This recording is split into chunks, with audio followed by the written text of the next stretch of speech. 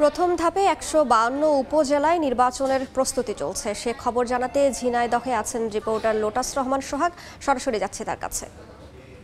৮ মে ঝিনাইদহ সদর এবং কালীগঞ্জ উপজেলা পরিষদ নির্বাচন অনুষ্ঠিত হয়ে যাচ্ছে। ইতিমধ্যে নির্বাচনের প্রতীক বরাদ্দ হয়েছে এবং প্রতীক বরাদ্দের পর থেকেই কিন্তু প্রার্থীরা ভোটারদের দ্বারে দ্বারে ছুটছেন তাদের ভোট প্রার্থনা করার জন্য। সকাল থেকে রাত অবধি প্রার্থীরা কিন্তু ভোটারদের বিভিন্ন পাড়া মহল্লায় গ্রামে ছুটছেন তারা ভোট প্রার্থনা করার জন্য।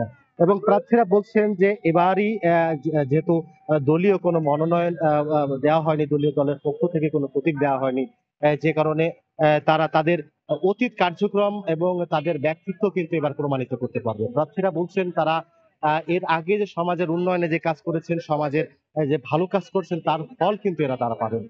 কারণ তারা বলছেন যে অন্যান্য বার প্রতীক বরাদ্দ থাকার কারণে কিন্তু কিছু প্রার্থী ইচ্ছা থাকলেও কিন্তু মনোনয়ন না পাওয়ার কারণে তারা ভোটে প্রার্থী হতে পারেনি। এবার প্রার্থী হয়েছেন এবং বেশ কয়েকজন আওয়ামী লীগের পক্ষ থেকে এখানে ৩ থেকে ৪ জন প্রার্থী এখানে প্রতিদ্বন্দ্বিতা করছেন। তারা আশা করছেন তাদের গ্রহণযোগ্যতা অনুসারে তারা নির্বাচিত হবেন। আপনাদেরকে জানিয়ে রাখি যে ঝিনাইদহ সদর এবং কালীগঞ্জ উপজেলা পরিষদের নির্বাচন হচ্ছে। ঝিনাইদহ সদরে এখন পর্যন্ত চেয়ারম্যান পদে নির্বাচন করছেন ৫ জন প্রার্থী এবং ভাইস চেয়ারম্যান পদে নির্বাচন করছেন ৭ জন প্রার্থী। এছাড়া মহিলা ভাইস চেয়ারম্যান পদে ৪ জন প্রার্থী প্রতিদ্বন্দ্বিতা করছেন। এর মধ্যে একজন তৃতীয় লিঙ্গের প্রার্থী রয়েছেন যিনি মহিলা ভাইস চেয়ারম্যান পদে নির্বাচন করছেন। এছাড়াও আপনাদেরকে আমি জানিয়ে রাখি ঝিনাইদহর কালীগঞ্জে যে উপজেলা পরিষদ রয়েছে সেই উপজেলা পরিষদ নির্বাচনে এখন পর্যন্ত ৫ জন প্রার্থী চেয়ারম্যান পদে এবং ৩ জন প্রার্থী ভাইস চেয়ারম্যান এবং ২ জন মহিলা ভাইস চেয়ারম্যান পদে নির্বাচিত করছেন।